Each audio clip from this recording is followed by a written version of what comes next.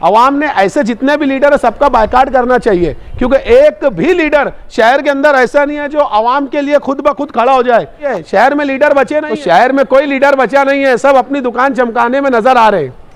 अपने आप को कायदे सालार, नस्ल लॉ और ना जाने कैसे कैसे अलकाब से पुकार लेगा। और डेवलपमेंट फ्रंट ये बात का ऐलान करती है कि इस सेंट्रल की एक भी चीज, सेंट्रल का एक भी हक अगर किसी में हिम्मत है, कोई मिनिस्टर में है, कोई सरकार में अगर हिम्मत है, तो एक भी हमारी चीज उठा के लेकर जाकर बताए। बिस्मिल्लाहिर्रहमानिर्रहीम।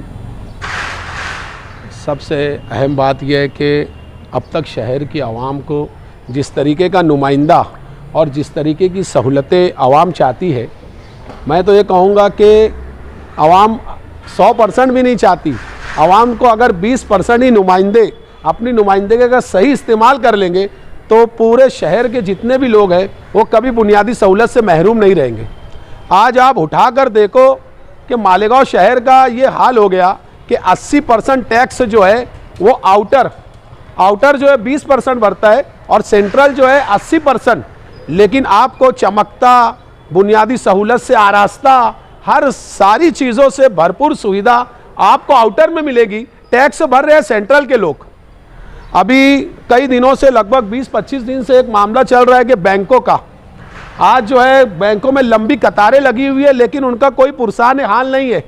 इलेक्शन का पीरियड आते ही ये जो है नाकारा लीडरान इनको दबोच कर इनकी वोटों से फिर इख्तिदार में आके अपने घर बार को सीधा कर लेते। ये सच्चाई है। तो आज मैं बैंक ऑफ बड़ौदा पर गया, वहाँ पे कई 50-60 औरतें जो है वहाँ पर खड़ी परेशान हाल थी, उनके लिए गया। मैं वहाँ के पाटिल साहब जो मैनेजर है, मैंने उनसे मुलाकात की और मैंने ये कहा कि 2-2 महीने से यहाँ पर जो है KYC के लिए डॉक्यूमेंट दिया गया, लेकिन अब तक इनको जो सुविधा मिलना चाहिए वो नहीं मिली।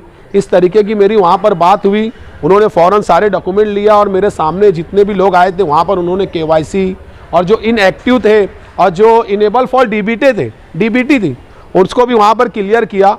तो मैं शहर को ये कहना चाहूँगा कि अपना जो सेंट्रल की चीज़ें हैं, आज बैंक को उठकर उस तरफ चले गई। उसके बाद एक नया मामला आया कि सिविल हॉस्पिटल का यूनिट उठ कर उधर जा रहा है। इसकी वजह क्या है? यहाँ आवाम क्या सोच रही है? आवाम ने ऐसे जितने भी लीडर है सबका बायकाट करना चाहिए, क्योंकि एक भी लीडर शहर के अंदर ऐसा नहीं है जो आवाम के लिए खुद ब खुद खड़ा हो जाए। आज बैंक चले गई, अपना जो FDO ऑफिस चले जा रही है, कल को तो ये होगा कि भाई बोल नहीं सकते, इनके घर भी उधर चले जाए।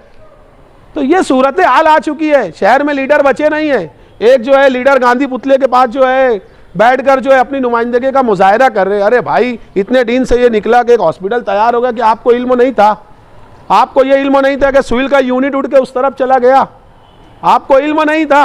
आपको सब इल्म था, लेकिन आप शहर का आमदार इतनी ढेर सारी वोटों से जीत के आने के बावजूद आज शहर का नुमाइंदगी करने के लिए आज वो नज़रअंदाज कर रहे हैं शहर को। किस तरीके की सूरत हाल शहर में चल रही। तो मैं मालेगांव शहर की आवाम को ये कहूँगा कि देखिए, मैंने वार्ड नंबर 14 का एक बेड़ा उठाया था, लेकिन आज ये लगता है कि आज मुझे पूरे शहर की नुमाइंदगी करना पड़ रही है और अल्हम्दुलिल्लाह कर रहे हैं, शहर की पूरी नुमाइंदगी कर रहे हैं।